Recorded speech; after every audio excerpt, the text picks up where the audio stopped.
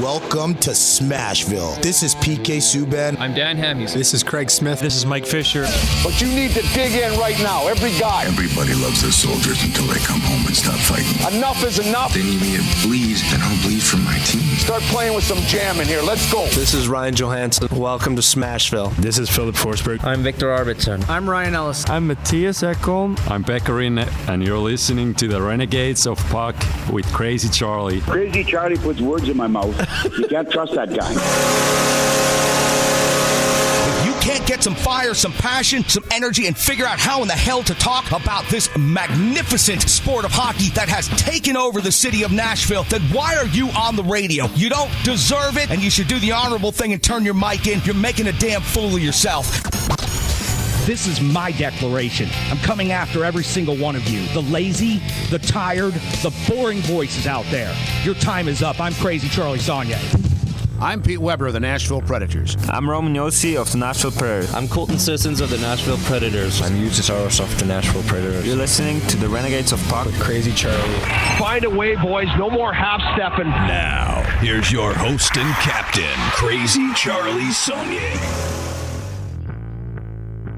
Welcome to the bunker. Welcome to the Renegades of Puck podcast. I'm your host and captain, Crazy Charlie Saunier, and before we get started with the no half-step in hockey coverage, first, let me direct you to our home website, renegadesofpuck.com. Once you go to renegadesofpuck.com, you'll learn everything you need to know about the show. Once you're getting educated about the show, well, that's when you click on that merchandise tab. We take you straight to our classic logo t-shirt, our Pride logo t-shirt, all the different special event gimmicks you come to know and love and expect from the Renegades of Puck. Socks, throw pillows, wall art, bed sets makes no difference to us. After all, we've sold out so that you can buy in.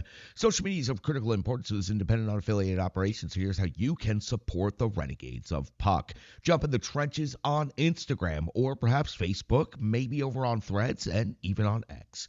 Doesn't cost you a thing, doesn't take you but a second, but it sure goes a long way to helping us out here in the trenches. Also, check out our YouTube page. That's where you can find the podcast and the latest content from the Renegades of Puck. We're always adding something over there on the YouTube page, so please subscribe today, turn on those notifications buttons, and pass those links along to the Renegades in your life as we are continuing to build up what we've got going on over there on our YouTube page. You can support the show financially by making a donation or paying off our swear bill. A virtual tip jar is over there, corner of the desk. You can scan that QR code at any time during the show, or you can just go to Venmo and you can search out Renegades of Puck. Every single penny goes directly to helping the Renegades of Puck in the pursuit of building our brand new set and launching a couple of new shows coming up later this year. We sure do appreciate the help, stick, taps, love, and respect. Now listen, I know it's time for no half-step in hockey coverage, so let me deliver the goods. Time for operation number 962. That is right, time for show number 962. And at this moment in hockey history, Nashville Predators currently find themselves in 7th place in the Central Division. After 51 games skated, they have a record of 18, 26, and 7. 43 points has them, well, almost eliminated from the playoffs at this moment in time, but there is still the slimmest hope and possibility of the Predators making a run. 12-9-3 is their home record. That's where their next game will take place against the Ottawa Senators. The Preds have scored 134 goals this season. They've given up 164 against. That's a goal differential of minus 30. We'll get into the Preds and the Sens in just a moment, but first, let's talk about the Central Division updated standings. The Winnipeg Jets in first place at 77 points. They've expanded their lead to 10 points now over the Dallas Stars, who are in second place with 67 points. The Minnesota Wild at 66 in third place. The Colorado Avalanche have 62 points in fourth place. Utah sits at fifth place with 51. St. Louis at 50, and then the Nashville Predators at 43 in seventh place, and the Chicago Blackhawks in eighth place, 37 points on the season. For the Predators, an interesting week ahead on the calendar. Once they wrap up this game on a Monday night, they won't play again until Friday at Chicago, and then Saturday in Buffalo, and then off until the 22nd versus Colorado, and the 23rd versus New Jersey, and then the 25th, the Predators will host the Florida Panthers at Bridgestone. So the Four Nations tournament break is coming very soon. The season series between the Nashville Predators and the Ottawa Senators, this is the second of two regular season meetings. They met back on December the 7th. Ottawa scored the 3-1 victory in Ottawa. It was Saros taking a loss, going 27 out of 30. Svechnikov scored the goal for the Predators. Allmark 36 of 37 to pick up the victory. Cousins and Giroux pick up goals. in that game. The Ottawa Senators at this point in time, 28-20-4 in the standings. That's 60 points, third overall in the Atlantic Division. 12-13-2 on the road is respectable. 148 goals in the season, 140 given up. That's a goal differential in the positive of +8. In their most recent stretch of 5 completed games, the 23rd of January saw a 2-0 loss at the Boston Bruins. But then on the 25th of January, 2-1 win versus Toronto. The 26th of January, 3-1 win versus Utah. The 30th of January, a 5-4 overtime win versus Washington. And most recently, on the 1st of February, a 6-0 win versus the Minnesota Wild. Merlainen picked up the victory and got the shutout with 16 saves. Take a look at the numbers between these two teams in this individual match. Up the goals for the Nashville Predators, 2.61 per game is 30th, sinking again in that statistical metric. The goals for, when it comes to the Ottawa Senators, 2.83 is 21st in the league. Goals against Predators giving up 3.22 per game is 24th. The Ottawa Senators giving up 2.67 per game is 6th overall in the NHL. The Sens also 8th overall in shots on goal with 29.7. The Preds are at 5th, though, at 30.2. Shots against, Preds give up 29.2 per game. That's 23rd overall in the NHL. The Ottawa Senators are giving up 27.3 shots against per game. That's 11th, just outside the top 10. Their power play puts them right back into a top 10 metric, though, 23.4% conversion rate. 40 conversions on 171 opportunities. That's 9th best in the NHL, while the Predators' power plays at 21.1% conversion rate. That's 17th best in the league. 31 conversions, 147 opportunities. Preds PK is ahead of Ottawa's 82.2% kill rate, 7th best in the league. 27 power play goals against. The Sens' 78.8% kill rate is 17th in the league. 32 power play goals against. Individual statistics and scoring leaders for each of these teams. Let's start with the Nashville Predators. We haven't seen much movement in these numbers the last couple of games. Forsberg, 18 goals, 31 assists for 49 points. Marchessault's at 15 and 23 for 38. The captain, Romaniossi's at 9 goals, 26 assists for 35 points. Steven Stamkos, 17 goals, 16 assists, 33 points. And O'Reilly's 14 and 15 for 29. Over on the Ottawa Senators side of things, Stützle leading the way with 17 goals, 35 assists for 52 points. Batherson, 15 and 28 for 43. Kachuk's got 20 goals, 21 assists, 41 points overall. Drew at 10 and 25 for 35. And Sanderson, 4 goals, 29 assists for 33 points. When it comes to the goaltending matchup, Forsberg in net for the Ottawa Senators, 2-9-1 on the season, 2.87 goals against average, and 8.95 save percentage. UC Saros in net, the record is not good, 11-21-6. The goals against is a 2.84. The save percentage at .902, 4 shutouts on the season. That's got you all set up for the Predators on Monday night, hosting the Ottawa Senators, and then they'll be off until Friday when they face off against the Blackhawks again. Let's take you back to Pittsburgh. It's the Rebirth Sports Full Game Recap. It's coming up next, right here on the Renegades of Puck podcast. Hockey players are as unique as the game itself, and your uniform should be tailored to fit you. Rebirth Sports is your sports apparel tailor. From shells, bags, warm-ups, hats, hoodies, branding, and more, let Rebirth Sports be your custom hockey tailor. And don't forget to tell them they do more than just hockey. Rebirth Sports on Facebook, Twitter, and Instagram. Rebirth Sport, a match made in hockey.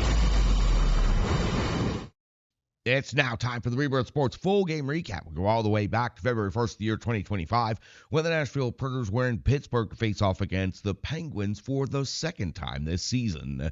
Head coach Andrew Brunette deploys his lines of defensemen in the following combinations: Forsberg, Stamkos, and Marchessault, Evangelista, O'Reilly, and Nyquist, Novak, Svechkov, LaRue, Smith, McCarron, and Sissons.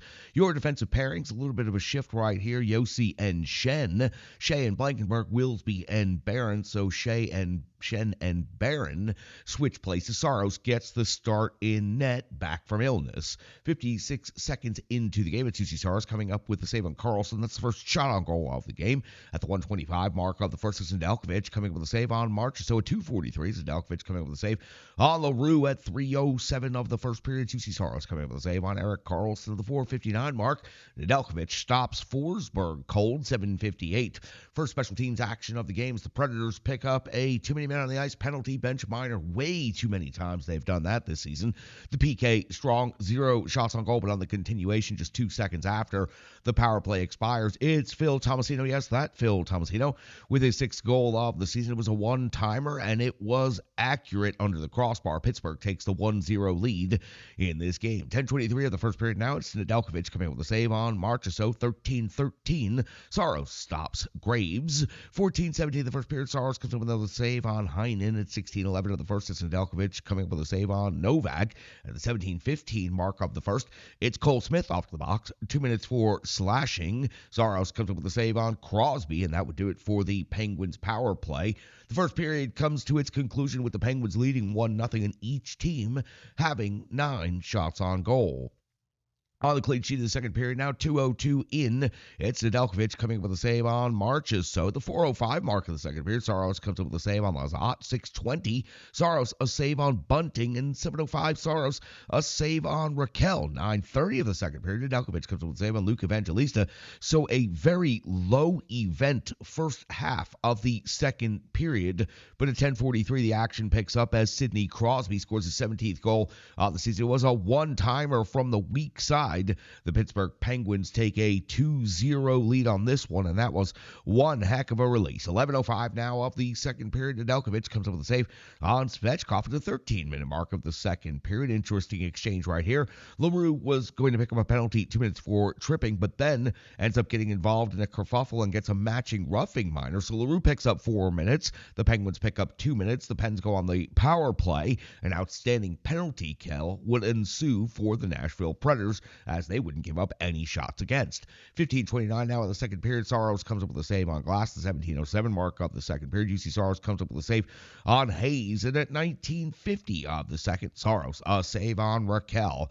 We hit the intermission with the Pittsburgh Penguins extending their lead to 2-0, and now out shooting the Nashville Predators 23-16. The Pens with 14 shots on goal in the second period. The Predators only generating 7. Into the third period, 23 seconds in, Nedeljkovic comes up with the first big stop, and it's on the captain, Roman Josi. 1:08, Saros a save on Raquel. 3:46 now in the third period. Saros a save on Hayes at the 6:59 mark of the third period. Nedeljkovic comes up with a save on Shea, so the Predators not exactly mounting a huge amount of pressure or attack here to start this third period. On the second night of back-to-backs, looks like they may be running on fumes. 10:37 of the third, Saros comes up with a save on Raquel. 10:59 of the third period, Saros comes up the save on Rust. At the 13:17 mark, maybe the most unique part of this game, UC Saros versus Sidney Crosby. Yes, the two of them get into a little bit of a verbal end, a little bit of a shoving exchange. 2 minutes each on the play. 15:53 of the third, Saros comes up with the save on Heinen. 16:22, Saros a save on Crosby. And finally, you hear Nedeljkovic's name again. 17:34 of the third period, coming up with a stop on Forsberg, but that would be all for the Nashville Predators. Attack and attempted to come back in the third period. It just never materialized, as at 17:59, Rust puts the puck into the empty net for his 20th of the season. That extends the Penguins' lead to 3-0, and that would be your final. The Pens outshoot the Preds 36-25. So the Predators do manage to get 9 shots on goal in the third period, but it just seemed like they never were really close to getting the puck into the net or mounting a significant or serious comeback in this one. And the Penguins get 13 more shots on goal and 1 more goal in the third period, 36 total shots. So the Penguins get a goal each period. The Preds fail to get on the board. UC Saros put up a good effort, but that is squandered by the offense being unable to put the puck into the net again. That's going to do it for the Rebirth Sports full game recap. We've got analysis more coming up next, right here, Renegades of Puck podcast. Hello, hello, hello. I'm Tracy, owner-operator of Strong Style Fitness. And that's me and my training assistant, Rizzo. And we are here to bring you fitness that meets you where you are by offering circuit classes, bar-inspired classes, Tabata workouts, boot camps, guided stretching, and more, all taught by a certified personal trainer, me. To learn more, go to our website, strongstylefit.com. Subscribe on YouTube at Strong Style Fitness. Follow on social media at Strong Style Fit. But most importantly, let's get you moving. It doesn't matter if it's your first workout or you've been doing it for years. Strong Style Fitness has the workout that meets you on your journey and helps you along the path to a happier, healthier life. I understand where you've been, what you were going through, and where you were going, and I want to take you there. We'll see you on the mat. Mwah. Welcome back in Renegades of Puck podcast. Obviously a little bit under the weather. Appreciate you guys sticking through the episode. Distressed voice, but still plenty of enthusiasm and energy to be here. So let's go ahead and lock this show out right here. Do some analysis. We get through the box score, and then I got some Red River Spartans updates coming. The Minnesota Squatch came to Clarksville this week, and I've got the highlights from that coming up here soon. UC Stars went 33-35 in this game, and he was beaten by two perfect one-timers, Tomasino and Crosby. Tomasino gets the game-winning goal against the Nashville Predators. Not bad. No support from the offense. Clearly, that's a squandered goaltending performance by this Nashville Predators team. They just never really mounted any type of successful attack, and that's going to be very obvious as we go through the rest of the analysis and the box score. When you lead off with Luke Schenn having 6 block shots and 3 hits as the top stat line for the Nashville Predators, that's a pretty bad indicator for how the game went overall. But give Schenn credit. He's out there working hard. He got moved up to the top defensive pairing in this game with Yossi, and he went out there and he blocked 6 shots to lead the team, and he had 3 hits to be second in the team, and also skated 16:41 in total time on ice. They have got to figure out what to do. They moved Barron down to the third pair, but Barron is just not working out for this Nashville Predators team. I think as soon as Luzon is back in the lineup, Barron probably isn't going to see the ice again.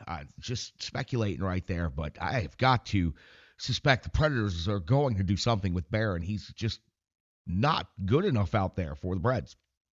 LaRue had 4 hits to lead the Nashville Predators game. Also had 1 shot on goal, 1 blocked shot, took a penalty, got a matching roughing minor. He was effective in this game in his 11:57 of total time on ice. Had 1 shot on goal. He's also developing, getting more ice time, getting better line mates. I like the way his game is improving as he is adjusting to everyday life in the NHL. Willsby with 2 shots on goal. It's game 20:09 in total time on ice. One of the only players on the board for the Nashville Predators that was not in the minus in this game. Also had 2:45 of total time on ice shorthanded. So Willsby should get some stick taps for that. That's it for the analysis. I mean, listen, not a lot happened for the Nashville Predators in this game. They was not lacking in total effort. They just seemed to be exhausted from the game the night before in Buffalo. Could not mount a successful attack, and the Pittsburgh Penguins were just better. And that's bad when a last-place team like the Penguins make a 7th-place team that's statistically comparable look like a first-place team. Not so good for the Nashville Predators in this one. Let's hear from our good friends at Stripe Digital Solutions. Let's come back. Let's go through the box score. Let's get those Spartans and Squatch highlights, and we'll close this episode out right here on the Renegades of Puck podcast. The digital environment can be quite intimidating, time-consuming, and cumbersome, especially with all those other areas that need attention at your business, and that's why Stripe Digital Solutions is here to help. I know because that's exactly what Stripe Digital Solutions did for me and the Renegades of Puck. From designing my home website and helping me create my merchandise to special event posters, brand building, and social media management. But it's not just that, it's so much more. Stripe Digital Solutions has helped me every step of the way. From startup to full-time operation, Stripe Digital Solutions has been there to assist and advise every single step of the journey. In today's fast-paced world, the path to success is having a strong digital partner, and nobody is better in the trenches than Brandy and Stripe Digital Solutions. Get the solution before it's even a problem with Stripe Digital Solutions. Welcome back in. No goals, no assists for the Nashville Predators. That makes the box score mighty light on information. Also, as you go across the board, you'll see the Predators just really 60 minutes of hockey completed, just not a lot to show for it. In the shots on goal category, Marchessault, 5 shots on net, 3 for Philip Forsberg, 3 for Roman Josi. Nobody else in the Preds with more than 25 total for the game. When it comes to hits, it was block shots, 6. Luke Schenn led the way. Nobody else on the Predators with more than 1. Total block shots for this game was only 15, and Schenn had 6 of them. When it comes to the physical components of the game, it was LaRue leading the way with 4 hits. Schenn with 3. Colton Sissons adds 2, and Nick Blankenberg also adds 2 out of the Predators' 19 total hits in this game. Your time on ice leaders on the second night of back-to-backs. Minutes were fairly limited. Good job on the balance, but the Predators still didn't see seem to have enough energy to mount an attack in the third period at all. 17:05 for Gus Nyquist, 16:52 for Phil Forsberg, 16:50 for Ryan O'Reilly. On the defensive side of things, 23:06 for the captain Roman Josi, 20:22 for Brady Shea, and 20:09 for Adam Wilsby. Predators did not have a power play in this game, so 0 for 0. No power play time recorded. Shorthanded, though, the Predators' penalty kill was 3 for 3. They did a good job out there, but they did give up a goal to Tomasino on the continuation of the power play just 2 seconds after it expired. 3:03 for Ryan O'Reilly on the PK. 3:01 for Colton Sissons. 2:39 for Michael McCarron. Stick taps to all of them. On the defensive side of things, it was 3:34 on the PK for Brady Shea.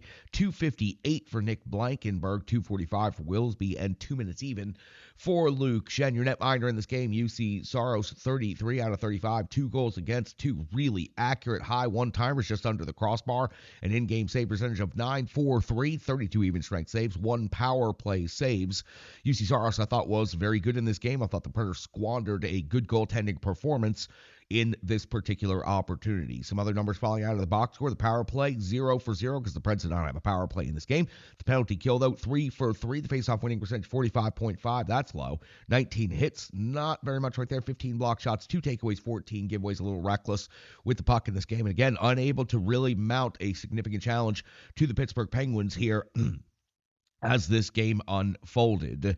Let's go to Clarksville, Tennessee. Let's go to Ford Ice Center. It was the Minnesota Squatch, one of the best teams in the USHL Premier, coming to the Ford Ice Center and taking on the Red River Spartans. Spartans in 4th place in the Great Lakes Division, still in control of their own destiny with just a handful of games to go in the season right now, looking to qualify for the playoffs for the second time in team history and for the second consecutive season, despite the injuries, despite the players moving on and the amount of talent that left the team after last season. The Red River Spartans are still battling each and every shift out there. We take you to night 1, Red River Spartans hosting the Minnesota Squatch. Gonzalez, Davidson, Martino getting the start for the Red River Spartans with Lewis and Peterson on the blue line. Mike Pelk getting his first start as a netminder for the Red River Spartans. Number 37 in white signals that he is set for gameplay. The officials say that they are all set, and we will drop the puck on a Friday night here in Clarksville, Tennessee. Puck taken off of the half wall, chip towards the net, and then Skinner takes the shot, and then Pelk puts the toe out, kicks it into the corner. Squatch with some strong pressure right here. Pelk turns that puck aside too. Ellingson runs it down in the neutral zone for the Squatch. The Spartans have to get a quick change. Ellingson over the line with speed again, throws it on net. Pelk with the pad, moves over the half wall. The Spartans are able to skate into the rebound, but they lose control in the neutral zone. Kerr holds it inside the blue line, and that's going to be off of Gonzalez's shin pads. Suss is going to pick it up in his own defensive end. Looking for the long pass, chipped by Martino. Martino takes a big hit. Davidson, the captain, steps in just to let the Squatch players know not put your hands on Blake Martino like that. C.J. Davidson always doing a good job sticking up for his teammates. He brings a real presence to the rink. Over the blue line, he leaves it for Basic. Basic sends it back to Sikowski. Sikowski with the sharp angle shot. Would not go. Bennett, it's in the net. It's in the net. Spartans have a good goal right here. The puck appears to have trickled off of the back of Bennett in between the post and the body and into the net. Off first to the Spartans bench for glove taps. That's going to be number 71, Evan Basic. Squatch have 2 players on the left side of the net and 1 in the slot. They're trying to work a mini triangle over here as Bodine keeps the puck in. The Spartans penalty killers are just absolutely gassed. They're doing everything they can to hang in there. Schneider sends it to the slot, and it's into the net. The Squatch did a fantastic job right there of wearing down the Spartans penalty killers and waiting till the very final seconds of their power play to put the puck in the net. That's going to be number 15 headed off towards the bench for glove taps first. That's going to be Kenan Bonifay, tying the game up at 1 apiece for the Minnesota Squatch. Hughes passes the puck over to Basic. Basic could not handle it. This is going to allow the Squatch to break. Partial breakaway, and Pelk is beaten. Turnover by the Spartans in the neutral zone. Quickly transitioned into a partial breakaway for the Squatch. They come away with the goal, and now take a 2-1 lead here in this hockey game.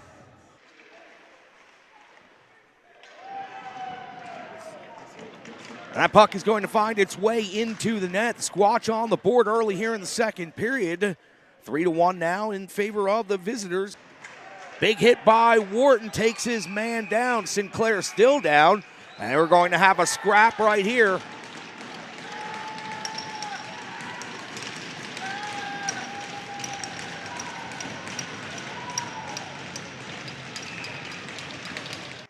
Schneider holds, fires off of the glass. Pelk got the glove just ever so briefly onto it.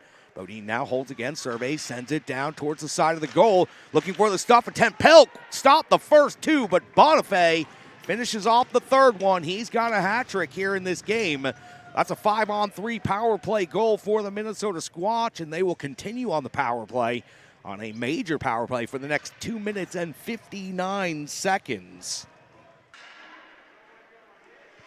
Spartans first on the puck, tried to play it along the wall, unable to get it to go. Squatch now set up their power play again, looking to collapse the penalty kill box. Bonifay sends it over to Ellingson. Ellingson one-timer into the net, beating Pelk. That's going to be another power play goal for the Squatch. 5-1 lead now here in the second period with 1 minute and 33 seconds remaining on their major power play. Spartans could not get it to go. Bonifay holds it in. This is going to be down near the goal line. That's going to be in. Stick handling slickly just in front of the blue paint, waiting for Pelk to open up. And that's exactly what happened right there for the Squatch. Spartans looking to skate it out right here. Martino was available at the blue line, couldn't get it to go. You can see Blake was trying to catch a little cherry pick right there as the Squatch move back down the rink, fire the puck into the net. That's going to make it 8-1. Looking to skate it through the neutral zone, gets the puck back. Head now has it, look to dump it, takes a big hit. The Squatch are going to be breaking in again. Vickery with the huge stop right there. Corbin Vickery with 19 seconds to go in the period comes up with a stop on the partial breakaway by the Minnesota Squatch. Do some damage with Ellingson driving hard towards the net, just enough of a body from Colomiets to take him off of the play, and that stays out of the net. Vickery does just enough to keep that play out of the net. He kisses the crossbar behind the play. The post and the crossbar, always a goaltender's best friends. Kerr through the neutral zone, dumps it once he crosses the red line, now gets there first, takes the hit from Colomiets, but that allows the Squatch to get possession of the puck now. Colomiets doubles back to the other side of the zone. He'll take on Plank, but the Squatch are going to get to it. Slick handoff right there. Vickery denies the Squatch from close range, and we've got a penalty right here as Evan Basic got taken into the wall and then for good measure got hit by the puck right in the hand. 11:23 to go. Plank over the blue line. Minnesota Squatch turned aside right there. Vickery kicks out the right pad and comes away with the stop at the post. 2-on-2 rush, now a 3-on-2 rush. Suss, good job getting back. Vickery fighting hard at the post. 1 save, 2 saves, 3 saves. Vickery in a scramble. Corbin Vickery would not relent. Plank skates around. And that puck is in the net right there. Final 9 seconds of play right here. Puck goes up into the air, lands behind the goal. Sinclair gets to it first on the half wall. Squatch are going to take the puck out into the neutral zone, and that's going to be the buzzer. Your final score tonight, the Minnesota Squatch 9, the Red River Spartans 1. Shots on goal 46-27. And that's going to do it for tonight's action here from the Ford Ice Center in Clarksville, Tennessee. That major power play for the Squatch in the middle of the second period, plus that 5-on-3 really did not do the Spartans any favors right there. The Spartans battled till the end, but they fall 9-1 in that game. Another chance to go up against the Squatch coming up on the next episode. It'll be Spartans versus Squatch Night 2, as the Spartans are down to just 6 games to go in the season. Even following it all season long, they've got control of their own destiny, and they are surging to get a playoff spot. Big series coming up next weekend in Columbus against the Mavericks, and then one more home series over Valentine's weekend against the Fresh Coast Freeze. That's going to do it for the Spartans wrap on this episode. It's also going to do it for episode number 962 overall. And listen, when you're making last place teams look like first place teams, you are not accomplishing anything out there. The Nashville Predators have now lost in the last week to the Anaheim Ducks, to the Vancouver Canucks, to the Buffalo Sabres, and now the Pittsburgh Penguins. None of these teams are surging ahead in the standings in any way, shape, or form, but the Predators sure made those teams look pretty damn good over the last week. The window of opportunity to get into the playoffs is down to something like 1%. It's the slimmest it's ever been. The Predators have a better chance of getting the number 1 overall pick than they do of making the playoffs at this point, and that tug of war, I think, is going to continue going towards the number 1 overall pick for the Preds. Again, they're making last place teams look like first place teams, and after the goodwill of the 5-game win streak and the craziness of the San Jose 2-game series, and the Predators coming in with those 2 victories, they have now given back all of that goodwill, and things are just trending in a very, very bad direction for this team. Only 43 points after 51 games, and they've got a break coming up. Barry Trotz has to start making some decisions as the NHL is starting to move now as far as players and trades. The Rangers and the Vancouver Canucks involved in a massive deal, and I expect the rest of the NHL before the 4 Nations pause is going to go ahead and start making some moves. That's going to do it for Operation Number 962. Appreciate you sticking with us. Not feeling so great, but enthusiastic as hell to be here working on this episode for each and every one of you. I'm your host and Captain Crazy Charlie Saunier. I got to go blow my nose. Stick taps, love, and respect.